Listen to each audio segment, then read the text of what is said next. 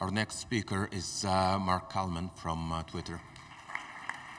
So I'm going to be talking about how we do low latency streaming over HTTP, which we call LHLS, or we have called, for the last 2.5 years at Periscope, and maybe set up some of the work that's been done and you know, the limitations that we've had that I think the community is kind of solving now for us. So I'm very excited about all the work that's been going on in this field. So for those of you that don't know about Periscope, it's an app for streaming user-generated content.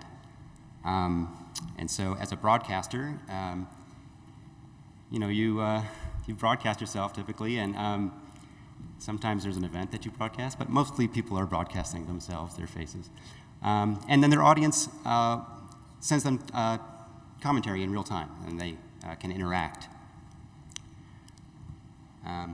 And so when Periscope was being developed, tried to figure out what kind of latency we needed from glass to glass from the time that a broadcaster, you know, sees an event and then the viewers see it, so that there can be interactivity between the two parties. And so we figured 2 to 5 seconds would be sort of sufficiently low latency.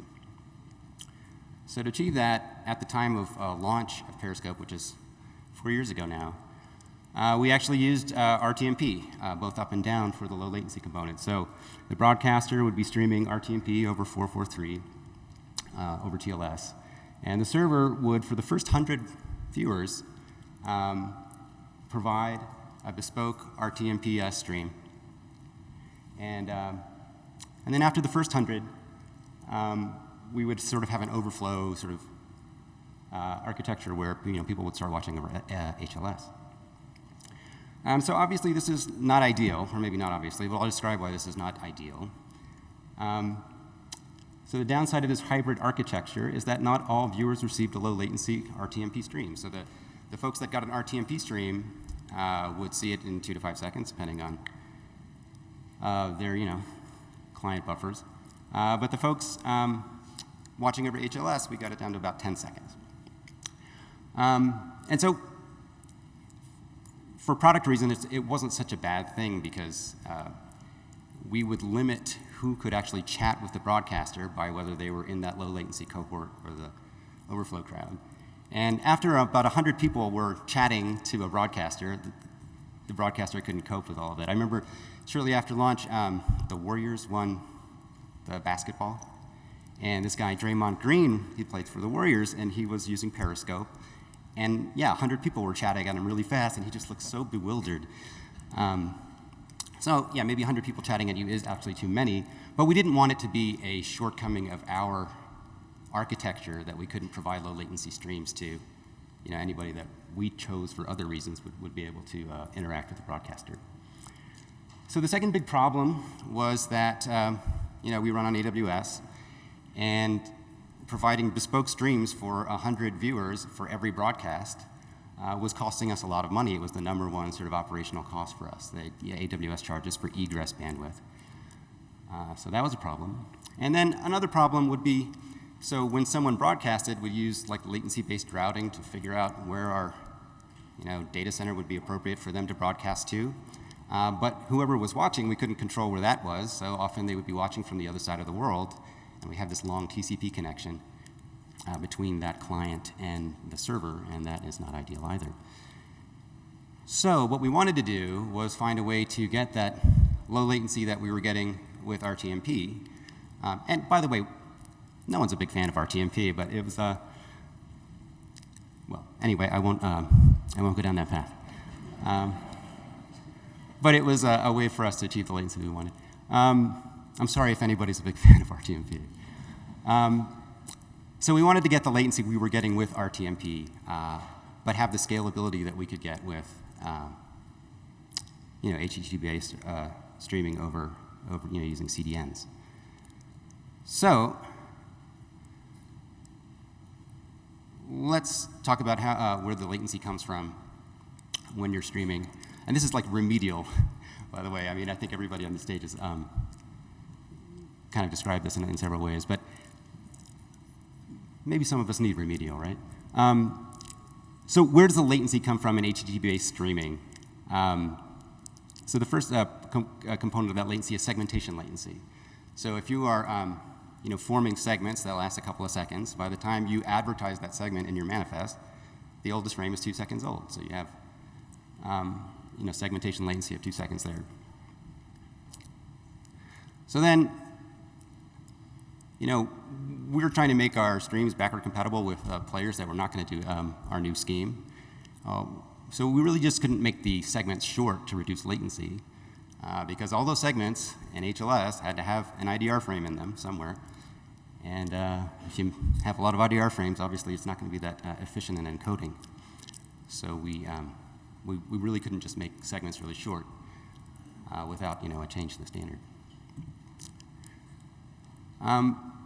So the other side of the other sort of big component of latency is manifest latency. So imagine you are the viewer on the upper right, and you are making a request for the playlist.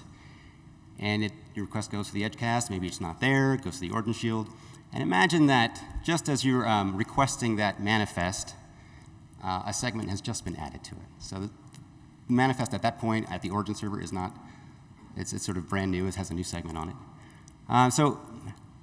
In order to not require every single manifest request to go back to the origin, we're going to set a TTL on that manifest. It has to be a second, right? I don't think we can set a TTL less than a second. Am I wrong about that? I can't remember. So anyway, that manifest is going to persist in the origin shield and in the edgecast for a second. So if someone goes and requests it a second later, it'll still be there. But like in 2 seconds, they might, the request might go back to the origin, and that manifest is just about to be updated, but it's basically 2 seconds old now. And then because of the TTL, the edge cache is going to hold it for another second. And so that we're adding latency because by the time, suppose a second later, someone else requests that manifest, it's in that edge cache already for a second. It's 2 seconds old to begin with. And so between segmentation latency and manifest latency, we've kind of arrived at our latency budget of 5 seconds. And we haven't buffered a sync. We haven't even gotten a segment into the client, right? So that's a problem. We want to put all of our latency in the client buffer because that's where it's useful.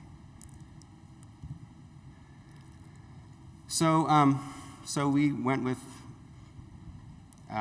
this. We basically decided we were going to use chunk transfer coding, which you don't even need HTTP 2 for. It's in 1.1. And we were going to add segments to HLS manifest early. So let's look at how that works. So this is a comparison of LHLS as we call it. There are lots of different names for LHLS now. This is what we call LHLS, and this has been going on for 2.5 years. And by the way, does anybody remember Microsoft Direct Show? A show of hands. Okay, so there's a guy that works with us named Geraint Davies. He works out of a barn in Wales. And I think his claim to fame is that he wrote Microsoft Direct Show. So when I was proposing to write a blog post about this a couple years ago, I was saying, what, we'll color scheme LLHLS. All right? Geraint said, no, LHLS. So that's where that came from. Geraint Davies, hero of video engineering. Okay, so if you have an HLS playlist, all right, sorry, let's start from the broadcaster. The broadcaster is streaming, in our case, over RTMP and more recently over sort of WebRTC to our server. And the server is putting segments, putting those frames logically into segments. And in the case of HLS, we're going to fill up one segment, we're going to fill up another segment, we're going to fill up a third segment. And then our playlist will have those segments, and the first segment is like 6 seconds old already if we have 2-second segments. And so for old players, not the players that we wrote to do our sort of LHLS sort of goodness, we would advertise that HLS manifest, which was just standard HLS, and they would request it and play back. However, for our LHLS clients, the manifest would be different. We would actually start with, say, and this is an example because it's more complicated than this, but we would start with the TS segment shown number 4 there, which is just in the stages of getting filled up with frames. And the client would request it, and it would start getting those frames at the rate that they're arriving to the server because of chunk transfer response. But the client, we'd also advertise in the manifest segments that haven't even started yet, so we could get those connections set up. And we'd have the server respond with just like the TS header, so we would get a first byte out for those responses, and then they would just hang there. And then when we started filling up that segment 5, the frames would start flowing into the client buffer. And so we would just get a continuous stream of frames up from the broadcaster through to the clients. So that seems pretty simple. But a big question we had, because we're not CDN people, we have CDN partners, and we didn't know whether the CDNs were going to do the right thing for us. Fundamentally, you need the CDN to do something that I guess Fastly calls streaming miss, and other CDNs don't call it anything as far as I can tell, but basically that they do not aggregate a chunk response from the server before forwarding it on, because that would just sort of kill your whole scheme. And another important thing was that if you do have a response ongoing, and say that the viewer on the upper right made a request and it got the amount of the segment that was available at that time all at once, and then it was receiving frame by frame as it was arriving from the broadcaster and being chunked down. If another viewer made a request at that same time, we wanted it to be a cache hit, right? We wanted it to get all the media that had been chunked down from the origin server already, and then we wanted it to receive segments just as the first requester at the same time. And so that turned out to work, so we were in good shape. So that was like the first 2 weeks of us working on this, trying to assess that. So yeah, maybe a couple of plots, so I can seem technical. So what I'm showing here is the maximum video presentation timestamp that's arrived at the client, and I'm comparing over time. And I'm comparing that with LHLS and LHLS, and HLS is shown in red. So they both buffer 4 seconds and begin, well, let's start with the point where they buffered 4 seconds. And you see that HLS, receives, the bandwidth is pretty good here. It receives a segment at a time in a kind of a burst. Whereas LHLS, as frames arrive at the broadcaster, they start getting streamed down with the chunk response. Maybe a more interesting plot is this one. So what I'm showing here is the buffering, the sort of client buffer fullness in seconds over time. And what you see is that for HLS, both for LHLS, shown in blue, and HLS, they start with 4 seconds worth of buffer, roughly. And in HLS, between segment sort of arrivals, you're playing out of your buffer. And so even if you have sort of ideal network conditions, you're going down to a client buffer of 2 seconds, and with some manifest latency shown there, you get down to 1 second, and then everything's going great, but you're still down to 1 second client buffer. With LHLS, on the other hand, frames are arriving at the rate of playback, so you're keeping your buffer pretty constant.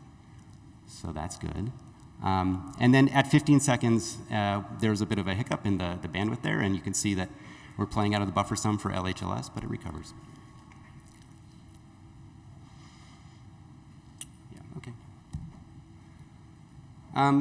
So yeah, I don't think my slides are up to date, because we're really excited about Ali's paper and trying to do bandwidth estimation in that way. But for us, bandwidth estimation was done with heuristics. And I mean, earlier talks talked about ways to do bandwidth estimation in this scheme. I think so the problem is that typically you request a chunk in normal sort of chunked streaming over, or I shouldn't say chunked, segment-based streaming over HTTP, and it's big, so you can pretty easily figure out how long it took to request a certain number of bytes, and you can get an estimate of your bandwidth, and then you can decide whether you have enough bandwidth to move to a higher variant.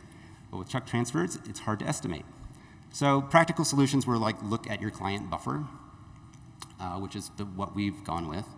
Although, yeah, as others have pointed out, with user-generated content, the limiting bandwidth is often your uplink bandwidth, right? If you're walking around with your mobile phone, that's going to be the problem. So we actually, we haven't to date actually used variants with LHLS, because sort of for product reasons, we really, our streams are like 550 kilobits a second. We really don't need another variant. So anyway, we saw, I think it was Will's version of bandwidth estimation, which was like download download something that is on the CDN cache, and you can figure out what your link is. And I think that's actually, I hope I can say this. I think that's what Twitch is doing. That's correct. Thank you. Don't sue us. Okay. Heuristics based on observing the playback buffer or what we're doing, but we're not actually doing it, but we will soon. And then this recent work, which is really exciting for us. Some people are skeptical about whether you can actually do the timing that you need to do in order to kind of, figure out the fussy sort of short intervals that you need to figure out. But it sounds like, at least according to Ali, it's not an issue, so we're excited to check it out. One thing I do want to point out, because there's a lot of standards activity now. I mean, there's going to be a workshop tomorrow about it. User-generated content is a little different from this sort of over-the-top use case where you're trying to get people to cheer for the touchdowns at the same time. And the reason is that our broadcasters are really unreliable. Their bandwidth, they may not know a priori how long a segment's going to be. We're trying to, say, adapt frame rate so that we can, use that as a sort of form of scalability. And so an Android phone, typically the API to the H.264 hardware encoder, which we want to use now because we don't want to burn up people's batteries, you specify GOP in frames and not in seconds. So if we adapt down, then the GOP gets longer in time. So the problem with our scheme, and maybe this is addressed in some of the standards activity that's going on, but we're advertising segments before the properties of that segment are known. So certain players aren't happy with that. So things like duration, frame rate, resolution, we don't actually know. We're advertising a segment, and we're going to find out. In HLS, you're supposed to put a discontinuity tag and indicating that something's going to change, but we don't do that. And then the question might come, well, why not transcode? And you can make the streams really smooth. You can insert slate or whatever if the broadcaster's having problems. Well, often, 3 people are watching, for user-generated content. Some have big audiences, some do not. And we're not that interested in transcoding for 3 people.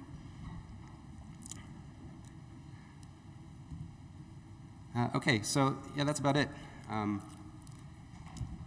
We were using RTMP and now sort of WebRTC to broadcast, but we were also using RTMP for playback, and it met our latency requirements, but it didn't scale. For us, HLS, scaled for us, but it didn't meet our latency requirements. So we kind of arrived at this LHLS, which would scale for us like HLS, but give us the latency of RTMP. And it's been working for us, like, playback metrics like stalls, and I kind of glossed over some things like how you determine time to first frame. I'm just going to keep going because I have lots of time. I'm on my last slide, but I want to talk about. So one of the things that a previous talk brought up was, well, how do you know how much latency you're going to have? Because depending on where you are in the middle of a segment, you're either going to start at the playhead and wait for your buffer to fill up in real time, or you can start with a previous segment and have more latency when you start, be able to start quickly. So what we did was, use program date time to sort of figure out adaptively how much buffer we want based on how bandwidth has been doing for the broadcaster. And what we would do is if we decided that latency could be trimmed off, we would play faster than normal to catch up. So adaptively catch up. And as an anecdote about that, so people were watching a Radiohead concert in Iceland, and it was really cool, and there were lots of people on Periscope doing it.